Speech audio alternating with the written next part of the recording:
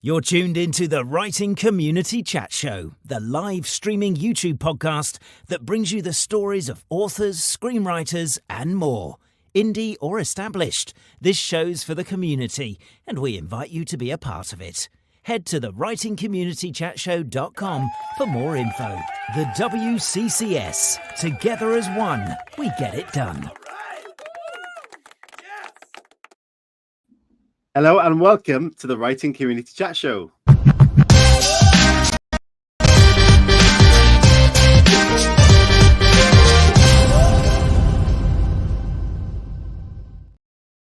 Hello and welcome, and do we have a great show for you to start the spooky season this week and this month of October. We're very much looking forward to it and having a great chat with an author who's got an incredible career and a wealth of information, who supports authors, who coaches authors, and has a great career herself. So this is going to be a great chat. I'm sat here with my co-host Chris Hooley, who is drinking black coffee at the time of 8 o'clock at night. You crazy man. How are you doing, Chris? Yeah, I'm good. I'm excited. Spooky season ahead. Obviously a great guest tonight. Get to talk about horror, get to talk about poetry, which is, I think that could be a first for us on the show. Oh no, we've had other poets. I've just done a disservice to some people there. But yeah, I'm looking forward to chatting to a poet now that I've dabbled in poetry a little bit myself. And as I said before, I'm still shit, but I'll keep going. I'll keep trying. And yeah, it's going to be nice to speak to somebody who can actually do it. Yeah. Hello, everyone in the chat. Anna says, Hooley, I support your coffee drinking. Of course, yeah. I know you would. Anya is also here, says, hi, Chrissies. Hello to you. Thank you for tuning in live. I hope you're doing well in this crazy time in America with the weather. Hope you're all safe. She says, Anya says, same, I just had some coffee. Brain feels decently awake now. Is your brain not awake, Chris? Well, do you know what? I was actually, last week before the show I was writing, this week, I actually got my dressing gown on, and I was like, I'm just going to chill out for a little bit. And then I was getting into that sort of tired space where I was just like, I wasn't really doing anything, but I was kind of just like, I've got the show, I'll get ready in a few minutes and stuff. And yeah, and then I made some black coffee, and the first sip of it, I was actually like, wow, this is a very strong coffee. But the question people are going to be asking, Chris, is where is your robe now? Because it's not on you. I know, I derobed for the show. Let's hope you have some trousers on. I do have trousers on. Okay. I can lift my leg up to show you. I've got black. I'm all black for the spooky season, so I do have pants on. I didn't go that far. Great. So I essentially got dressed to go out as if I was going out. I was like, right, I'm going to speak to people. I'm going to be having conversation. I need to get some clothes on. Yeah, it's often the way we do it on the show. And quite often I have a Friday afternoon snooze because I'm getting to that old man stage now. And then I get kind of washed and dressed again, ready for the show, which kind of does feel like my Friday night out, which is in.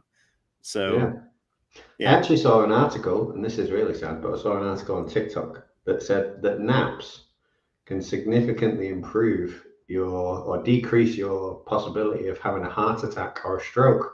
So if you had one nap a week, apparently it can reduce it by 40%. So wow, I gave you a lot of shit about taking a nap, but now I have to follow suit.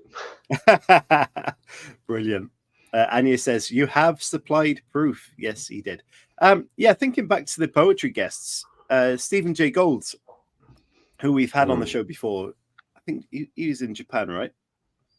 Yeah, he lives in Japan, from London originally. I love his poetry. He really got me into it in a big way because I was like, whoa, poetry can be like this. Read his books, love them. Definitely recommend them if you've not checked them out. There's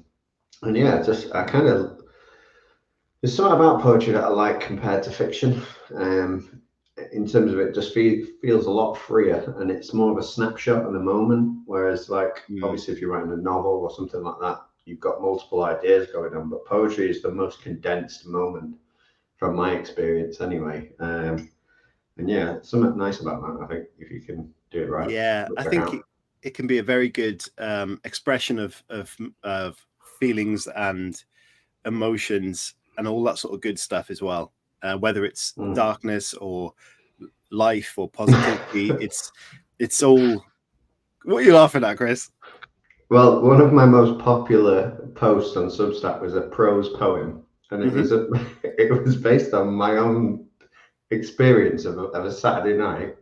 And I was washing up at the kitchen sink, and I looked down, and I had a bit of a podge, and I wrote about that, and it was quite a popular poem, and people seem to like it. And I've not done anything about it since because it was just a snapshot. But yeah, it just made me laugh because.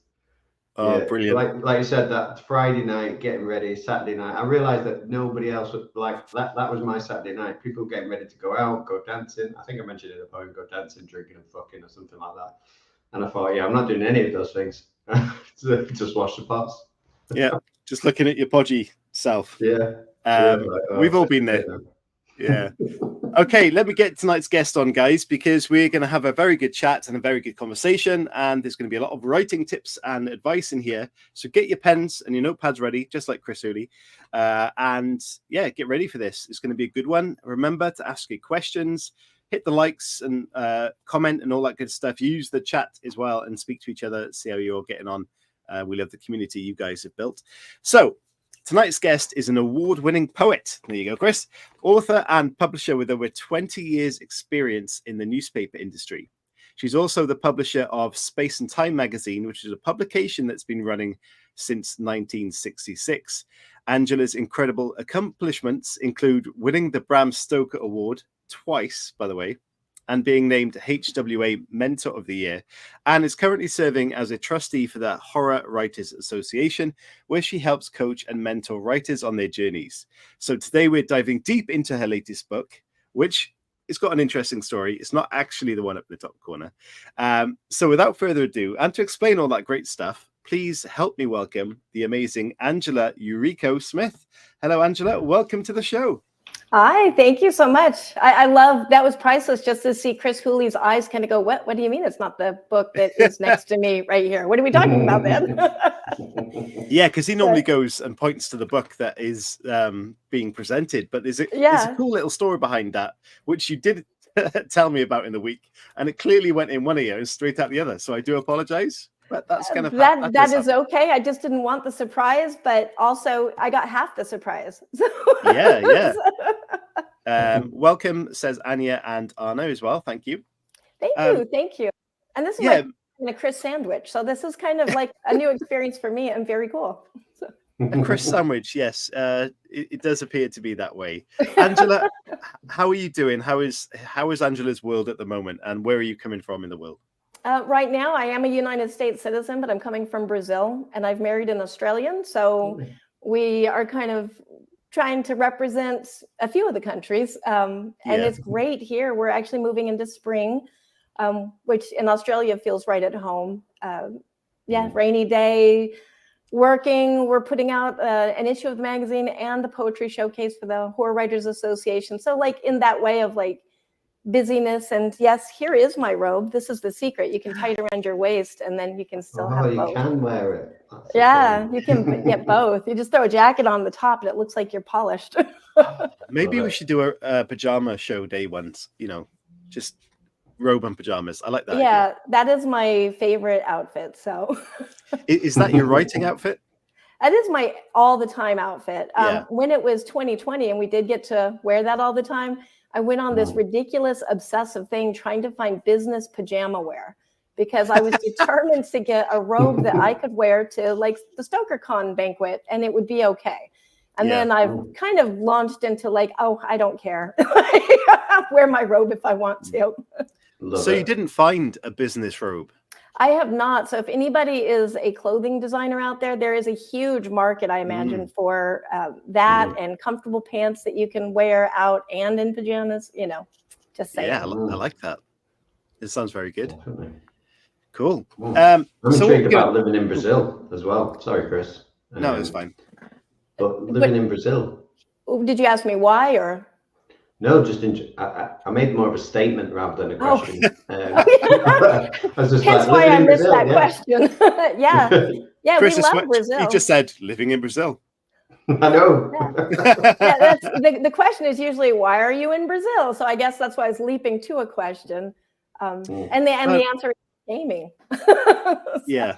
What I'd like to ask is, because we've had authors on from a lot of places in the world, and generally they're quite city-based places that you would associate quite potentially to have writers groups and networks in that sense. Is there one in Brazil that you're aware of, and have you connected with people in that sense there? Well, as the incoming Horror Writer Association president, as of November 1st, no, but I'm building it. There are a lot of horror writers here, but my network is honestly online. That's kind of one of the, I don't want to say 2020 did anything great, but it did connect us through technology. So before 2020, you couldn't have a class or a show or anything. And it's not real because you're not physically there, but now this is the accepted and even preferred norm. In a lot of times, everybody is truly accessible. We can all reach the internet pretty much. So definitely. Yeah, don't ruin my illusion, Angela, that people online aren't real, because I lose all my friends if that's the case. Oh, reality is what you want to make of it, Chris. It is just, you decide what the reality is. So there you go. Ooh, I love that. Yeah. Chris, that's poetic. It is. Poetic indeed. So what we're going to do, I forgot last week, and I'm going to try not to this week. We're going to play the part 1 video, which is the road to writing. And that leads us into looking at your career history, not in a professional CV kind of manner. That sounds weird. But looking at the road to where you are now. So part 1, the road to writing, coming right up.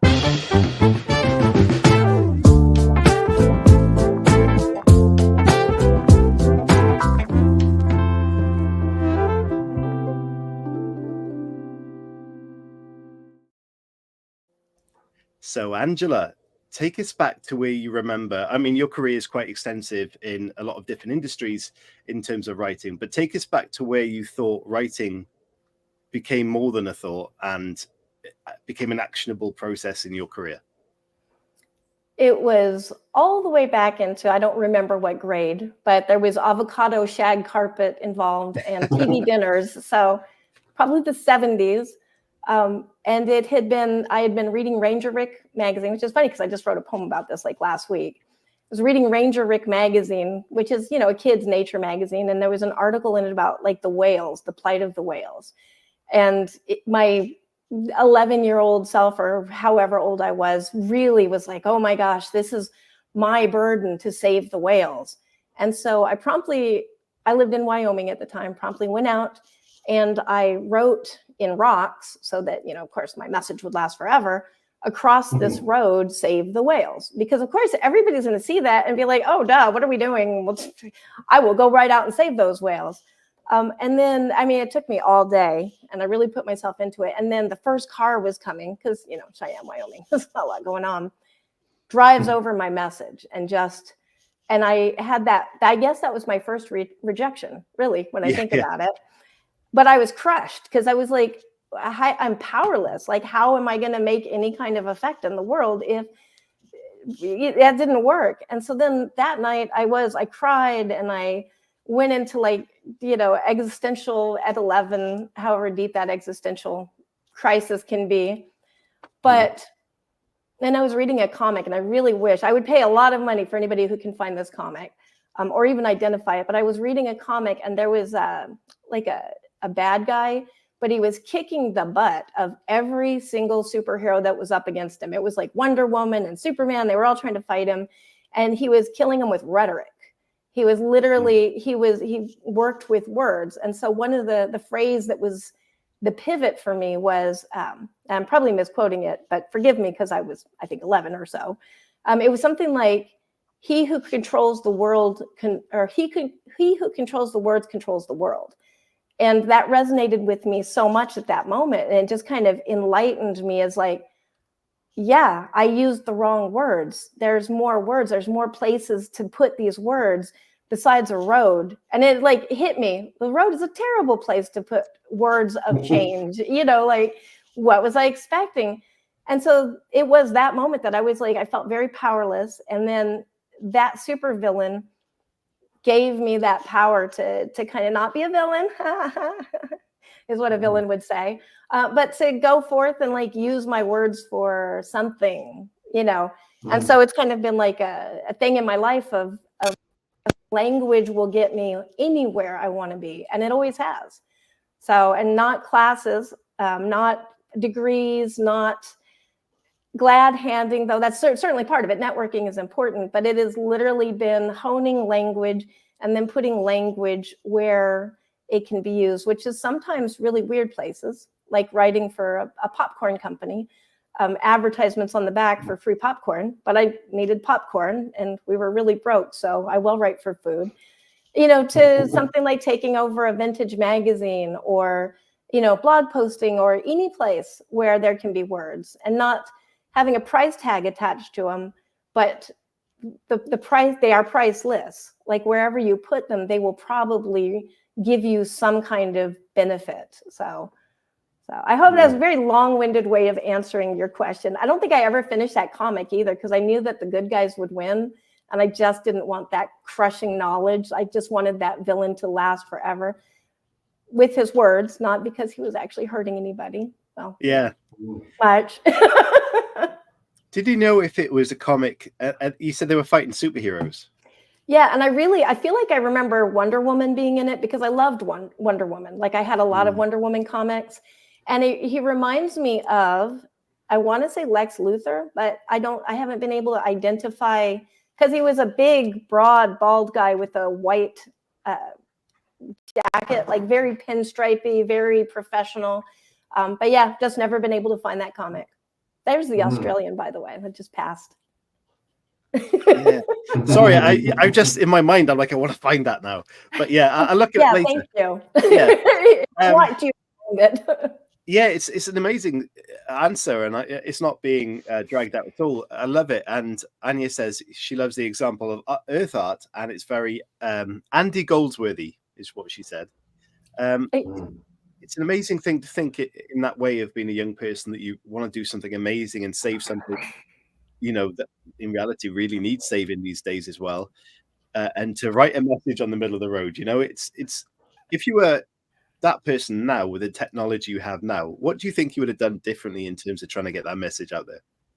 I would probably have looked to see where, well, really, it doesn't even matter about my community because we're so connected. My first thought was, how could I affect people in that community, Cheyenne, Wyoming?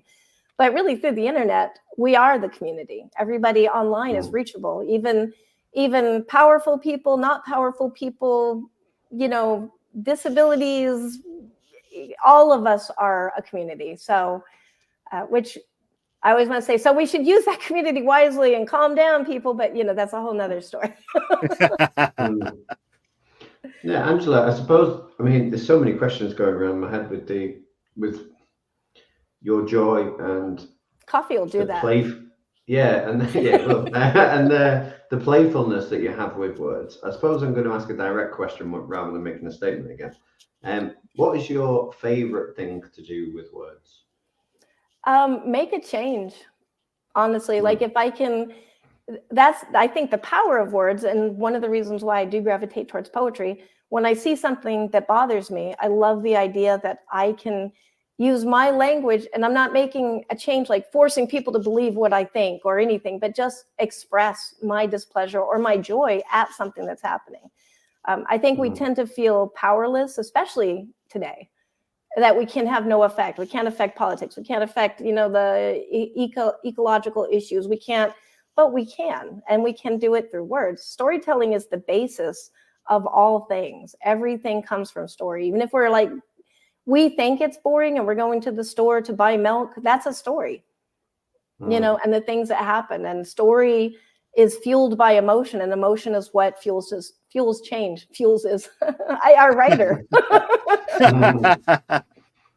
Do you think the way in which you tell a story changes then from the format that you're using to tell it? And could you tell us a little bit about what goes on in your mind when you're approaching different platforms and different ways of telling a story? Yeah, absolutely. Again, it comes to usually the message that I'm trying to give, which I don't want to sound like I'm, you know, super noble or anything. Sometimes that message is pay me, you know, I need money for this story. So, you know, but I always think about who's receiving the story first. And there is gatekeeping. It is the editor first if it's a magazine. It's the publisher has to like this. So, and I want them to buy it. So it's not their fault if they don't like my story. It's my fault that I didn't communicate it right. If my goal is for them to buy it. And I'm not saying don't write stories for if that's your goal though, then that's on the creator to communicate that story so that they will want it.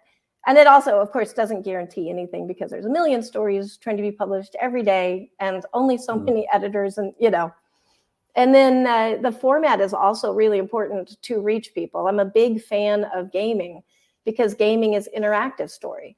And when science knows, they've done tests, and when it doesn't matter if something is physically real, which is kind of going back to my joke about reality is what we make it.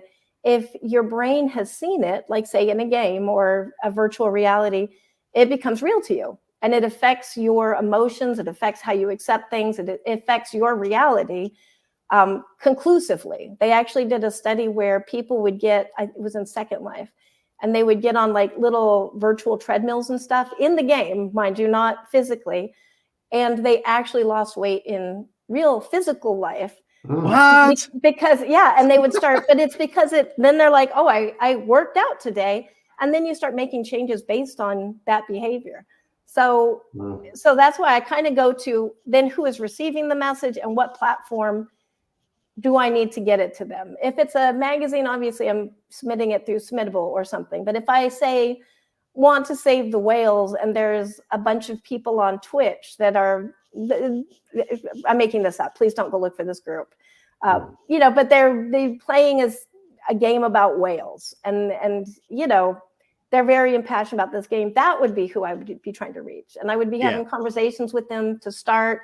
And then I would be trying to find sneaky ways that I could dip my little writing fingers into their channel and be like, hey, I wrote a story about you.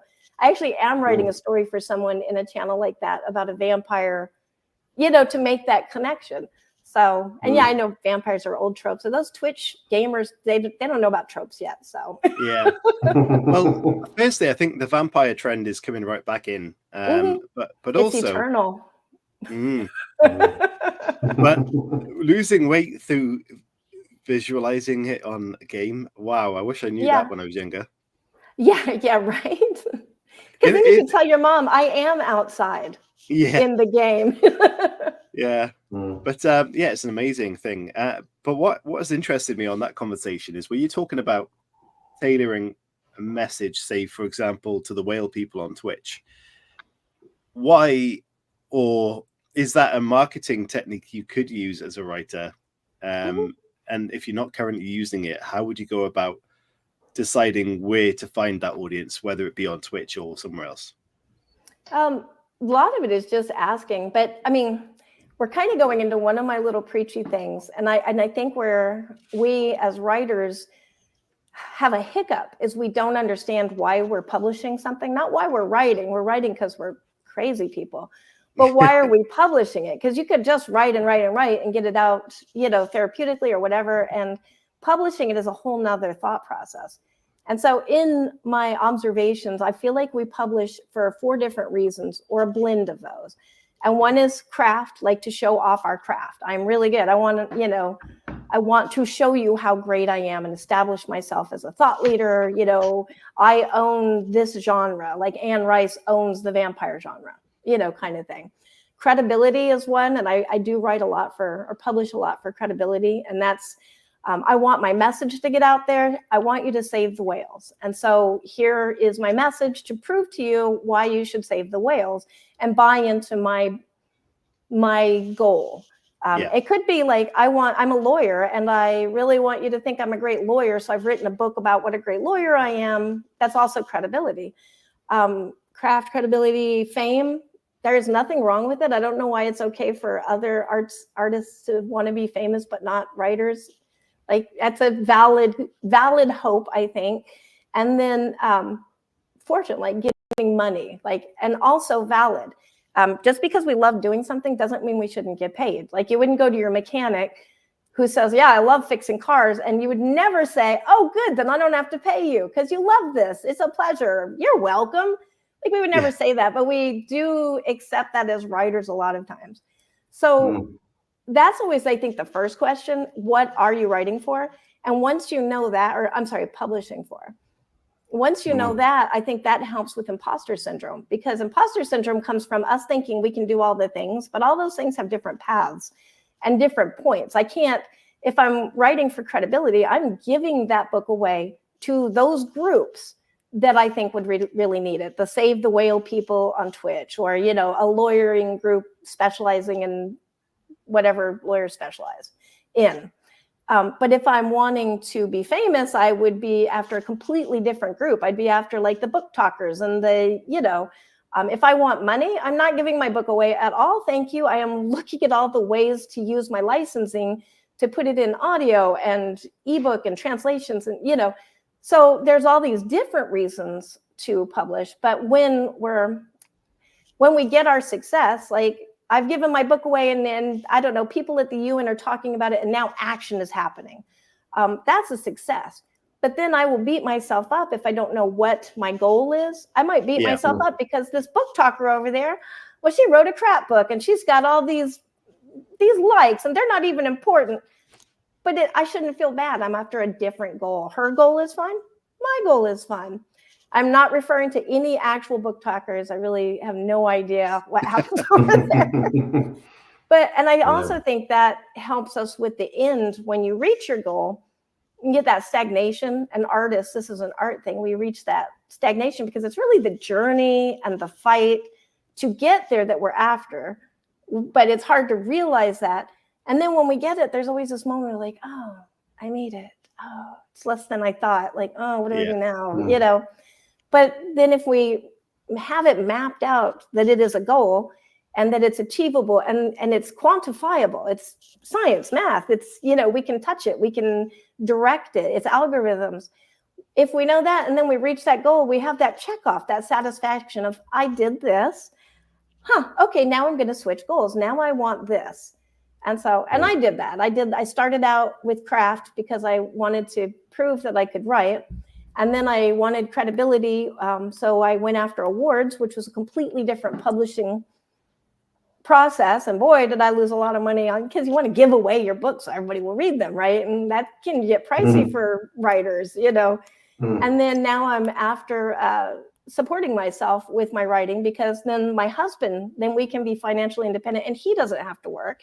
And then he can do what he wants to creatively. So, you know, that's why I get that gripe about selling out.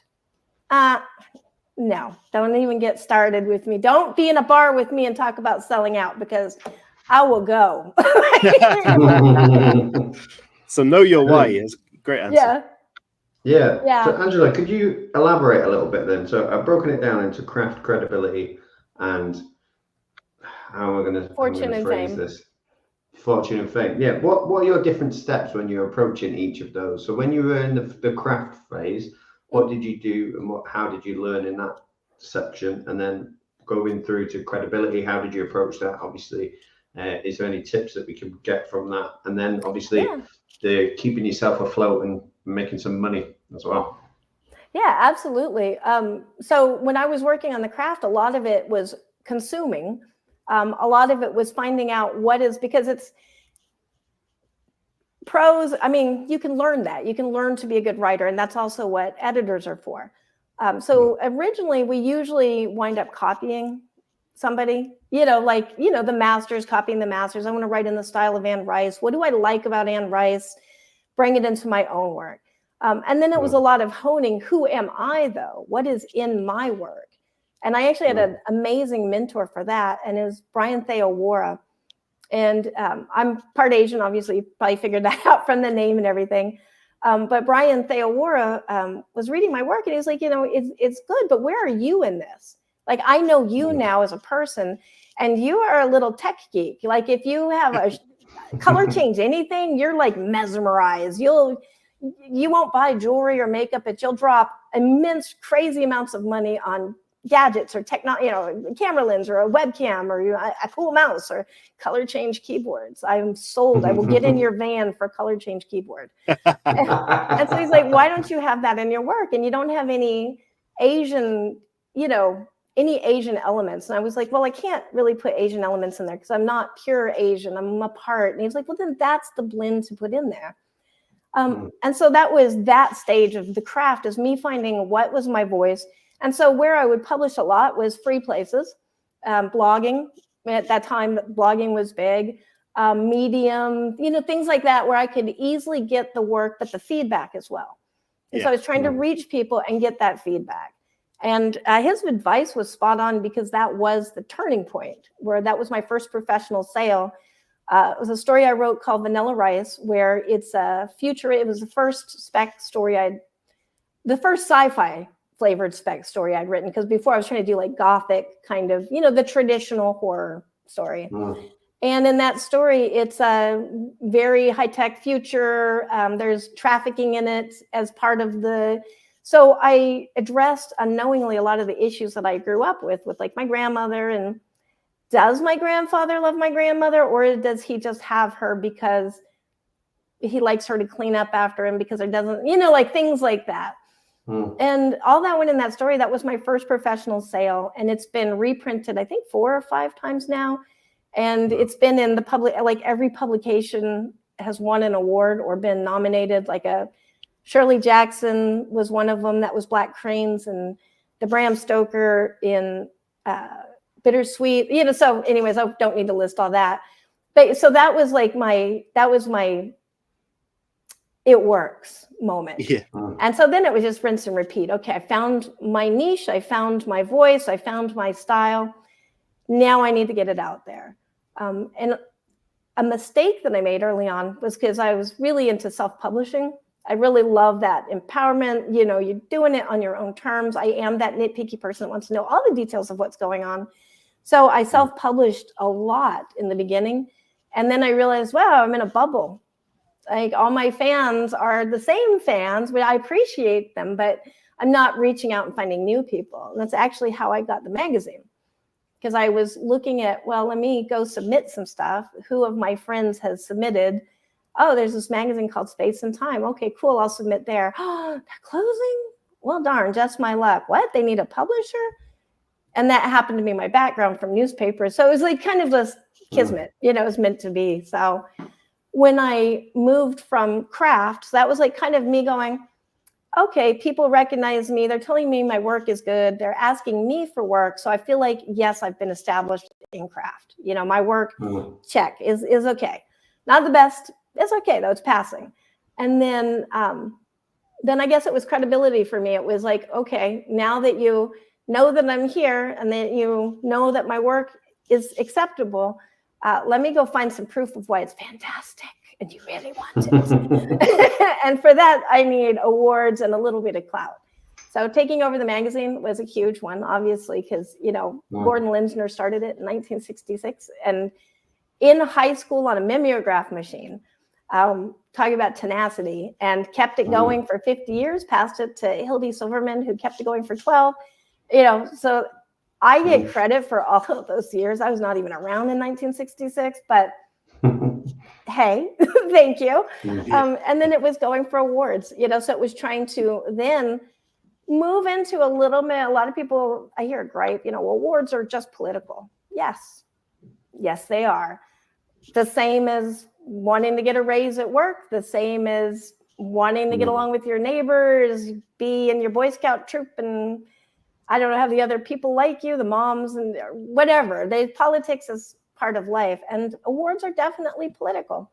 Not in a way of like, oh, if you're president of the HWA, I need to say this. If you're president of the HWA, you get no preference in awards, okay? There's no preference. But, having your name recognized by people is political. That's like why you see the banners all the time of like, vote for me, So that's what I mean by political, getting yourself in front of people.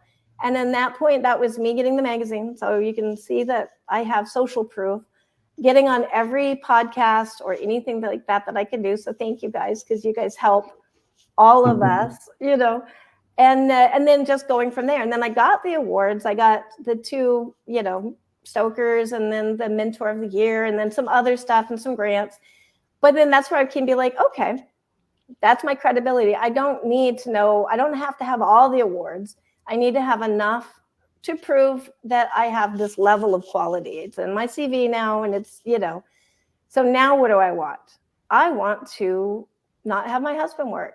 Yeah. I want to establish the magazine in a way that it's financially, magazines don't really make a lot of money. I don't know if anybody knew that, but so there was times during 2021 where I was actually sitting in a food line, getting food, editing the magazine stories on my phone, because the food money that I had, and boy, I felt so guilty about this, because there was real starving people that couldn't make this choice. So that's just my guilt, and I am admitting it.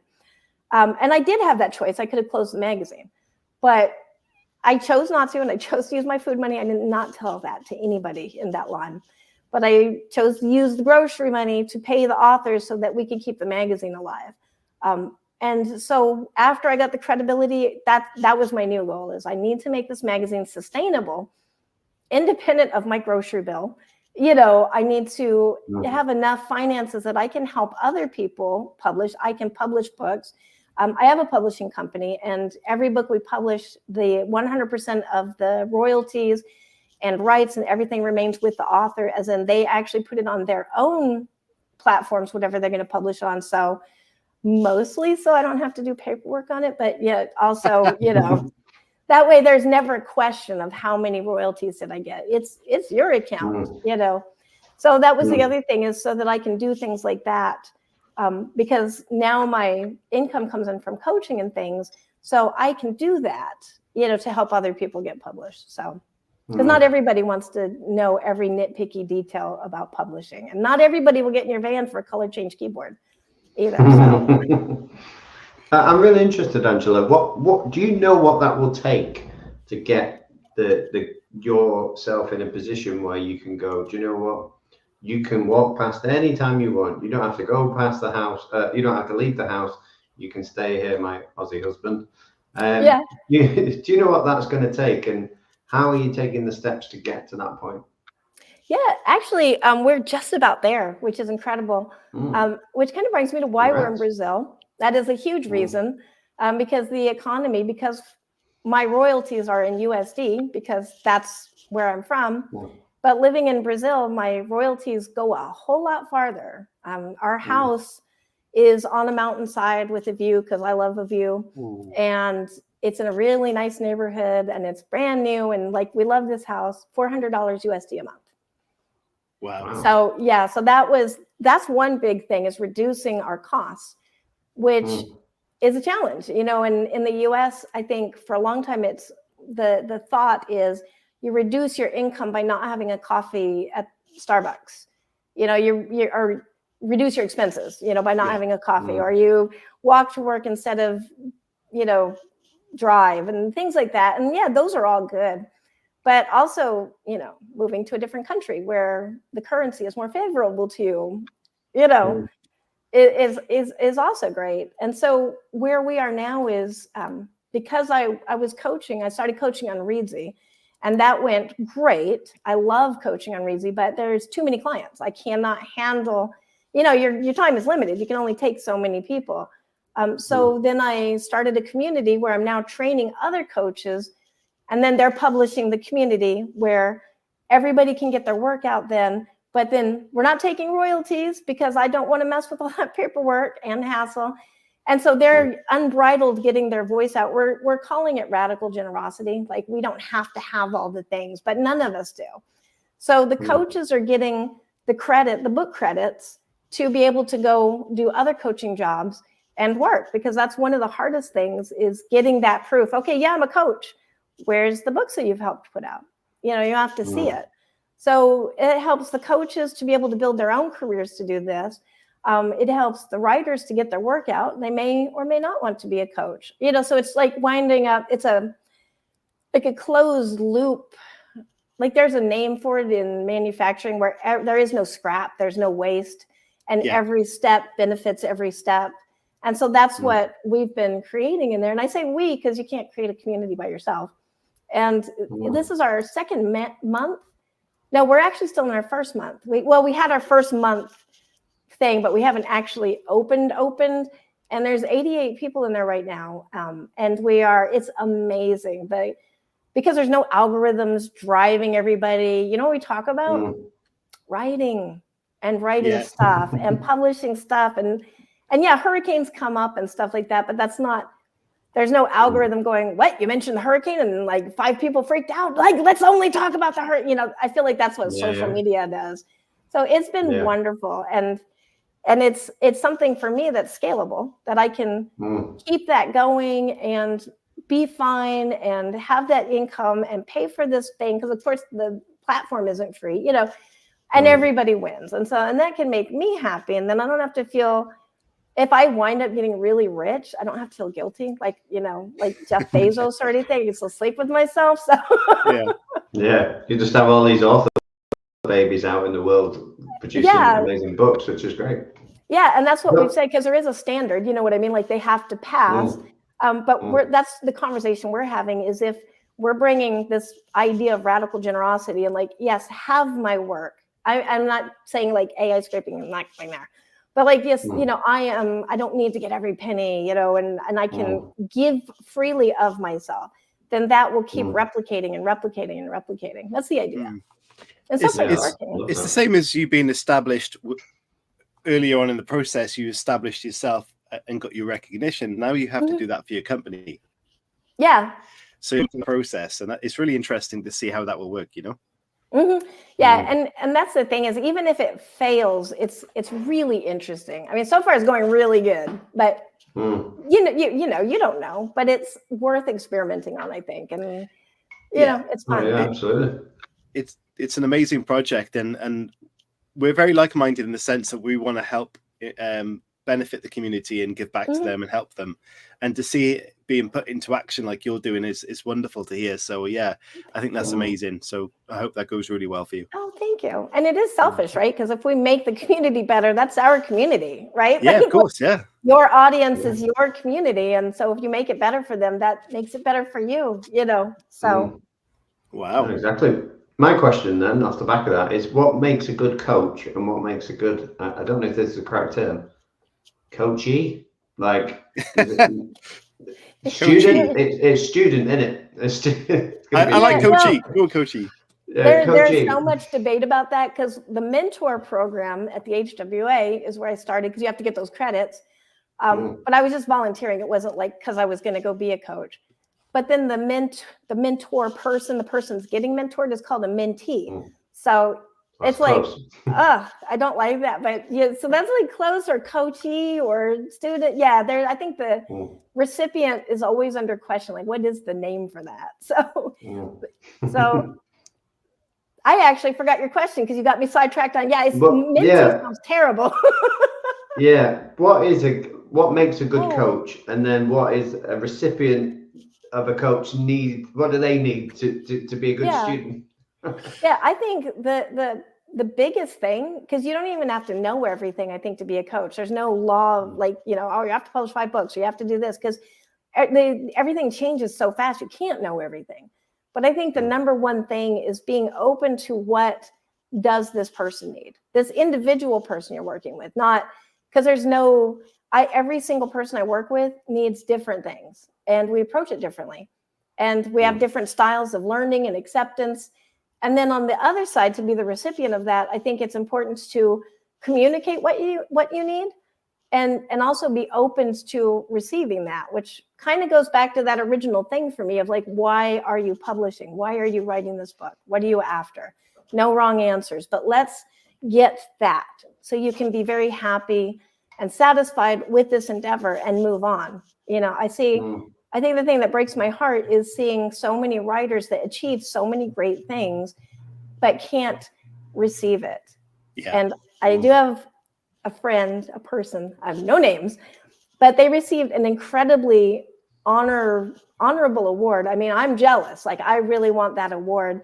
And within an hour, they were complaining that nobody recognizes them. And I was kind of like, you were just, that was you, right? Am I like mixing up my names? But because they're really after something else, but they don't want to admit it to themselves because of all the judgment on what they really want is financial security through their writing. But our society has trained this person to have it in their mind that that's an unworthy goal, that they'll be judged for that. And, so that's a whole nother gripe. Also, don't ask me that at a bar at night because, I'll just go into it. So, Angela, if I said to you, I came to you and I said, look, I've made the cut, I've passed the tests and all that. I want to write poetry that I am proud of. That's one aspect. And then I want to write poetry that is award winning. What is your coaching technique for both of those? Obviously, not going into too much detail, but how would you approach the two different goals, so to speak? Because you can have a blend, and they all the goals blend together. If you have credibility, obviously you can turn that into finances. So it would really be just working with you on your craft and to establish that individual voice, kind of like Brian did with me, Brian Theowara. And then from there, how can we now leverage this to build your career, like your importance in your career and, your credibility, basically. So that's the approach. It would be looking at it first to evaluate it, and then seeing if there's any tie-ins, like, like you're a single mom. Not that you are, Chris Hooley, but, say you're a single mom poet. Well, then there's voices that there's a niche for you, so let's, if this is something that's important to you and your poetry is revolving around that struggle or something, let's lean into it. Like Brian said to me, why don't you put yourself in your work? Because only you can write your work. There's a million imitations, but whatever you're writing that's true to yourself and authentic, you are your niche, so that's kind of how I would approach it, is finding your niche, identifying your niche, working on any craft things that might be there. Like, do you not punctuate? Let's have a discussion on that, because it could be a stylistic choice when you're talking about poetry. But also, really, I don't like not punctuating. But I will, it's your work. And then, going into the leveraging, and so I do use the magazine, and I've got a big newsletter that comes out once a week. I do use that all the time to help with that leveraging. If that is what somebody wants, they're going to get a full page ad for their new book in the magazine when it comes out. If you are wanting this other thing, I will use whatever I can to help highlight you for that. So that's part of it as well. So your niche, Chris, is clearly the man at the sink with looking at his belly.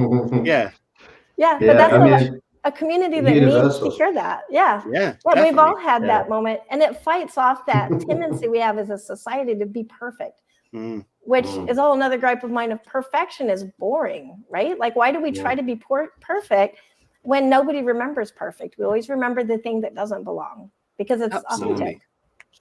I think if I elaborate and expand on that, though, obviously, Angela, you found your niche through the guidance that you were receiving at the time, and then your niche was successful in terms of, like you said, it was your first successfully sort of like published work that somebody had purchased from you. This is going to sound like a weird question, but do you think that you would have had the same confidence if it hadn't have been successful that you have now? And obviously, the approach before that you were sort of undergoing hadn't been successful, so then you'd found something that had, and it was leaning into your own writing. I don't know what I'm getting at here, because obviously you were successful and it worked out great. But I'm just saying, would you have tried a different approach maybe if it didn't work out? I don't think so. That's actually a really good question. And I don't think so, because at the time, it didn't feel like success necessarily. Like, I can look back and see that it was success. Like, that is the turning point. That was the pivot that changed everything. But at the time, I was kind of like, I got paid $178. Woohoo! That was, which is great, but I wouldn't have defined that as like, that's what I'm achieving, I'm done. So, but I think that it's like, even if I won a big award, which thank God I didn't, because then that would probably have set me up for failure mindset. You know what I mean? Because you're not going to win everything. And then I would have expected it and been so sad all the time. But even if I had some kind of success, I would hope, and this is all theoretical, because, I would hope that being authentic to myself would have been enough. Like I get so much pleasure. Like I look at the stories that I was writing before I leaned into that. And I can be like, like one of them was the braid. And I was taking a joke or something, but I rewrote it in a spooky sense. And it's about a blonde babysitter. I never even got babysat as a kid. I was barely a babysitter. I was never blonde. Like none of it has anything to do with me personally, except there's a ghost of a hung woman. That's the interesting part to me. And I really could care less about that story. It's not a part of me. It's just doesn't matter. But then the stories that I've written since then that do have that authenticity are almost like photo albums. Like I can look at it and go, oh, I remember the reason why I wrote that was because I hated this boss. He was such a jerk. And so I wrote him into this story and murdered him like 5 times with a different name each time, and so it reminds me of my life, like the things that I've lived through and things like that. So does that answer your question? I feel like that was a meandering answer. No, again, I'm gonna sort of delve into that a little bit more, because do you think because you're writing from experience or experiences in your life that you are more successful? Because we've had authors on the show that have had major success with their first book because they've copied a blueprint essentially, and it's taken off for them, and they've hit the nail on the head and it's taken off. But then they suffer really badly because the second book doesn't do as well. They're trying to follow the same blueprint and they can't quite get it, and then they struggle mentally as well, because they don't know how to be successful, because they're almost lucky the first time and they weren't writing from experience and being their true self, I suppose, in that respect. Oh, sorry. I thought you were going to continue. Well, I mean, and then that success, there's also this tricky thing of the reception. Like one of the things that really helped, I'm going to say us, because it was Black Cranes was like the first big award winning that kind of launched a bunch of other things. But it was at the time when there was a lot of Asian hate in the US, which is why we wrote the book, because we were looking at the instances of the thing that happened in Georgia, or like the grandmother that got beat up in New York for being Asian. And so it was a bunch of us Asian girls that got together and we were very angry. So we put together this dark collection of Asian horror. And for us, it was a little bit of a statement of, this is our voice, assholes. You want to beat up on us. We're people too. Like, we're not dragon moms and we're not, ninja girls and wearing short, we're not Sailor Moon, we're people. And so that wound up being very, very successful, but it was the environment as well. So it's not just the success of the author. It hit at a time when that was a political statement for a lot of people, or a lot of people were like, obviously most people in the world are not appreciative of beating up on grandmothers because they're Asian, fortunately. And so by buying the book or by supporting the book, that was a way for them to feel that interaction, that I did something. So that was lucky. That was a lucky reason, which kind of goes back to like, be authentic. If you're angry about something, write about it, because probably other people are also angry about that and you'll resonate with them.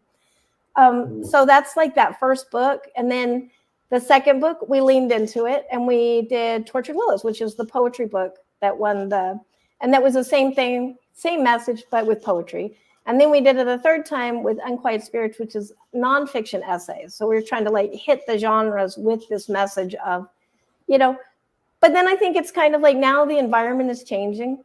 That is less of which is great. I'm going to say, to not win a bunch of awards and everything, but people don't hate Asians. All right, I'll take that. Keep the awards. So, but, so that maybe that's part of that disappointment, is that they hit that nerve on the first time, not hitting that nerve on the second time, which is, I guess maybe a thing to say about that is like really watch what's going on. Like right now, I'm really leaning into, I'm not even gonna say the words AI, but like the whole algorithms where we all feel driven by the machine right now, or many of us. And so I'm kind of leaning into this, it's one reason why I started the community. It was in July, my account, I don't know what the word for it is, but somebody will copy your account and pretend to be you.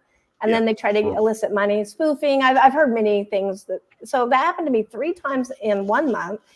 And then somebody didn't like that it was announced that I was going to be the president and accused me of covering up a murder, which I was like, what? I'm flattered, but also what?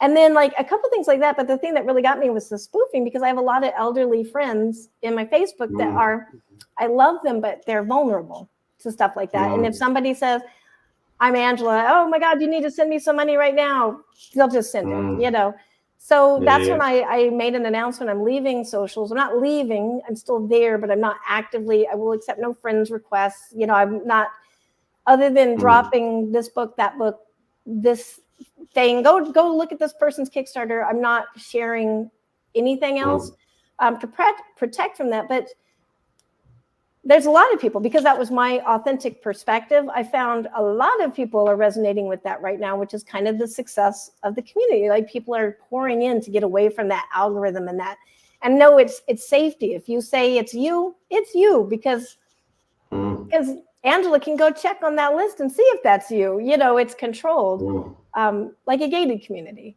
So it's safer. And so, but 5 years ago, when we weren't worried about this, probably I'd be sitting here in a community all by myself going, no, guys, algorithms are bad. And everyone's like, no, Facebook is great. You're an idiot. So paying attention to what's going on, as well as that living with that authenticity, is important. Feel free to shut me up, guys. I am like... Once you've you've got the finger on the pulse, how do you turn that energy into horror then? How do you take that thing that everyone's kind of fearful of anyway, but then twist it into a really good horror story? It's funny that you asked that, because since 2020, I've been writing a lot less horror, because it happened. Like I think before I was writing about horror to to balance it. Like, hey, we also have to pay attention to these dangerous things.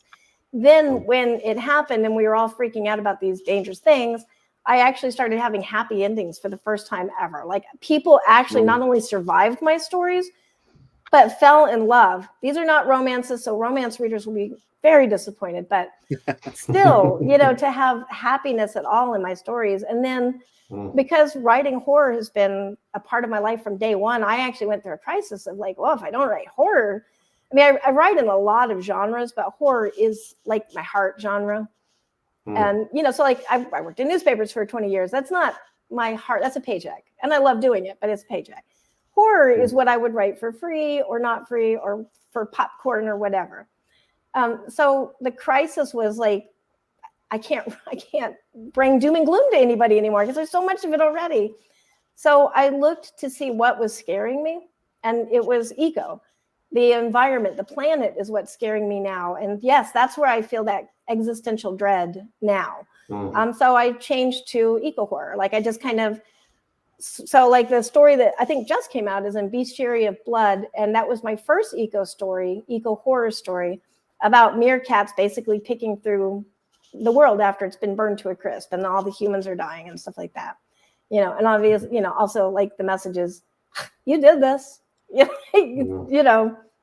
So it's kind of like more cautionary horror, Chris, need more of that. Definitely. We do, yeah. It's I love horror, and we haven't even tapped into it yet, so I'm not disappointed, but I'm gonna have to pick your brains through messages later on, I'm sure. Yeah, absolutely. Especially about the Writers Association and all that great stuff. But we got to talk about your book in part 2, even though we've got like literally minutes left because we've been chatting so much. Sorry. No, not at all. It just means I want you to tell the story about what the book is actually now, and clear that up, and then where we can find it and let people know about it, that sort of stuff. So can you please explain to us the story with your new book? Absolutely. So the book that you see up next to Chris Hooley is not the book that is coming out. And funny self-publishing story. So at the beginning of the year, I decided to do an experiment and publish a book a month on the 21st and not touch them to see, because somebody had told me that if you do that, it will sell all your other books because of algorithms. And so I'm like, okay, let's find this out. I have a ton of stories, reprints basically. So I just scheduled them all up. And the only story that I actually had to write was this one. But it's November, and I wanted it to be about Laika because the story is sad. And so I couldn't write it. We have an older family dog who got sick, and we thought we'd lost him. And we didn't. You've probably seen him passing behind in my background. But that was too close to home to write about Laika. So I would start writing about it, and then I'd start crying.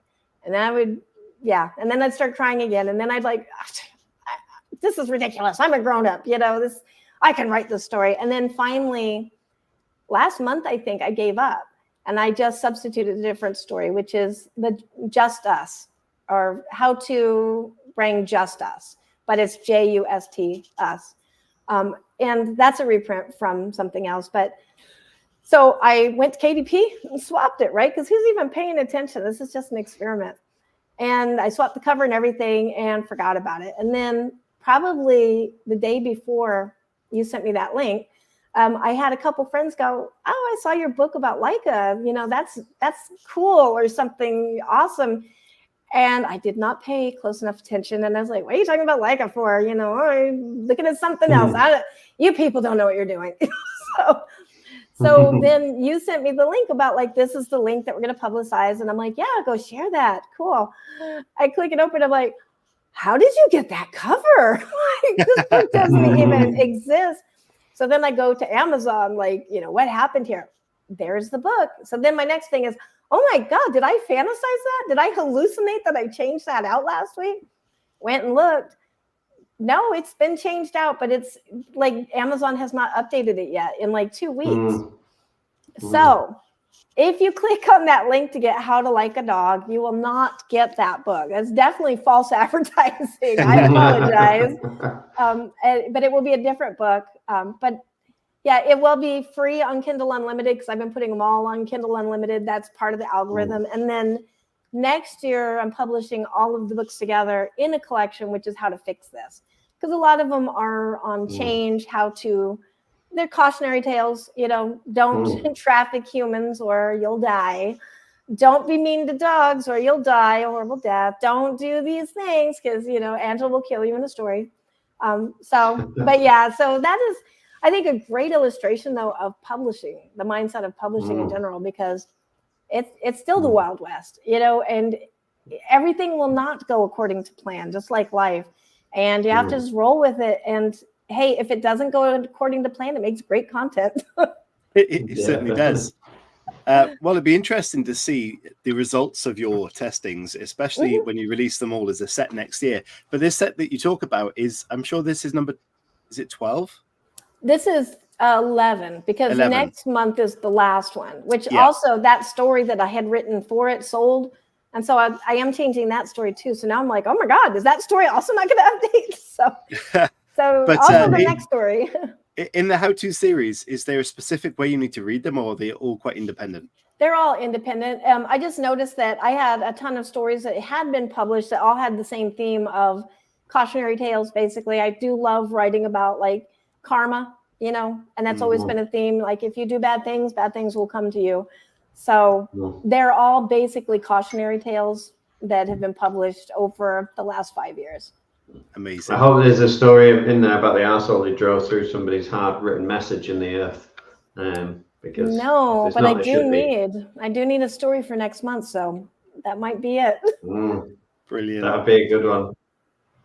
Car further down the road, stops at a haunted house or something, gets ripped apart by a ghoul. Yeah. But he's probably like, oh my God, I've got to pay bills. I've got to, you know how we get as grown-ups. Yeah. Yeah. Or a plane transporting a whale. The whale just lands on his car. It somehow falls out the plane. Oh, my imagination is wild. I've had some crazy dreams lately, honestly. You should write that. That's brilliant. We need some fun content for the Halloween show. Anyway, where can people find your books and more information about you, Angela?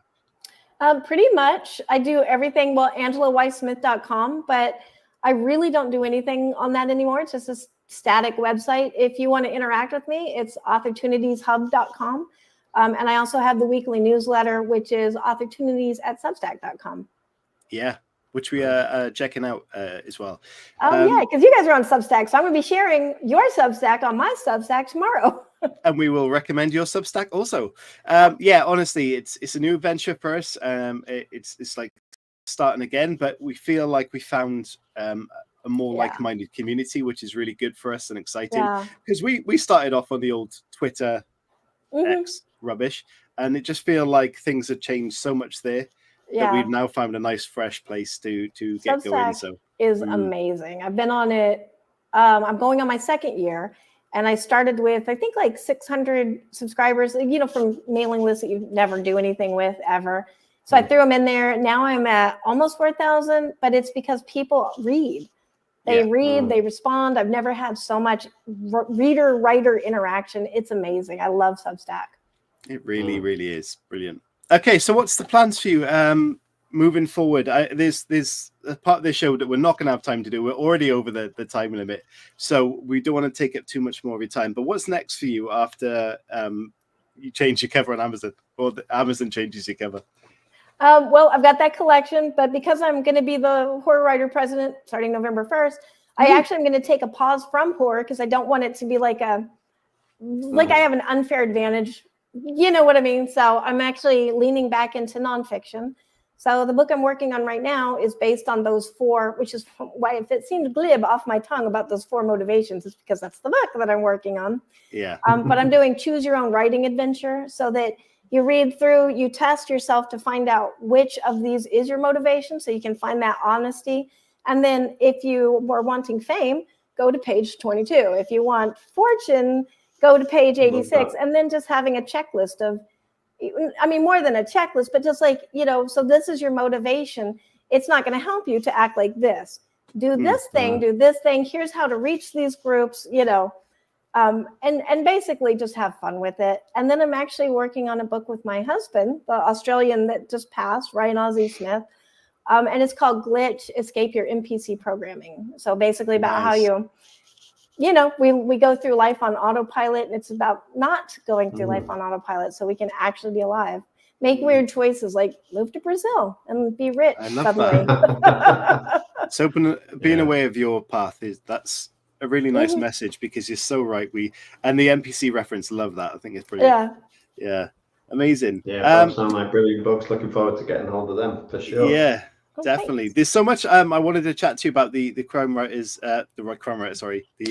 Association, and all of that stuff, especially as feel like I'm beginning to write a lot more of my horror now and get into that journey. So I'm sure we'll have to have another conversation at some point. Absolutely. But for now, we want you come to the Horror Association. I would like to know more, so I do need to have that conversation with you. Yeah. But thank you so much. We not wasted your time. We've gone over the time. I feel like we're wasting your time now. I feel like I talked too much, so I apologize. Not at all. No, we've loved it, and there's been so much information in there. But what's also great is a different perspective and a lot of stuff we haven't really heard before, which for us, having over 300 shows, is quite nice. And it's been a good conversation. So thank you from me. Oh, you're welcome. That's what neurodivergency, you can't see inside the box. You can't even stay there. So, lean into it and be our authentic self. Absolutely. Chris, anything more from you? No, I could just pick your brains all night, to be honest, Angela. So I'm glad you're writing books that I can read and get a little bit of your soul that way. Instead of yeah, you guys should be horror writers, because picking the brain, stealing the soul, you're right there. Amazing. But no, thank you. It's been an absolute pleasure chatting to you. Yeah, you guys are both wonderful. I was told you guys are wonderful. It's my first Chris sandwich, but the best Chris sandwich. Well, thank you. Angela, have a great weekend, and have a great journey on the Horror Writers Association. We look forward to that as well. So thank you. Cheers, guys. Bye. Bye.